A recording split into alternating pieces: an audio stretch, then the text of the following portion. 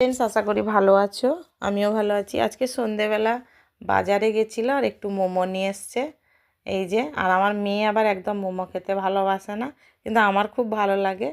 তা এখানে আমাদের ওই মল, সিটি সেন্টারে মলের সামনে, ওখানে দু তিনটে মোমো দোকান, ওখান থেকেই নিয়ে আসে।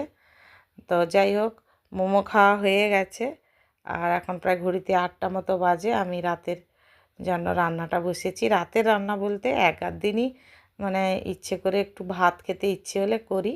তো আজকে এই যে ভাত করে নিয়েছি আর আলু সেদ্ধ দিয়েছি, কাঁচা টমেটো আর একটা বেগুন একসঙ্গে মাখবো।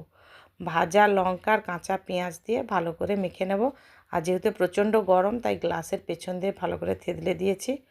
ভাতটাও বেড়ে নিয়েছি, তোমরা দেখতেই পাচ্ছ, ধোঁয়া ওঠা ভাত, 1 চামচ ঘি আর এই যে আলু টমেটো বেগুন একসঙ্গে মাখা। এটাই হচ্ছে রাতের মেনু।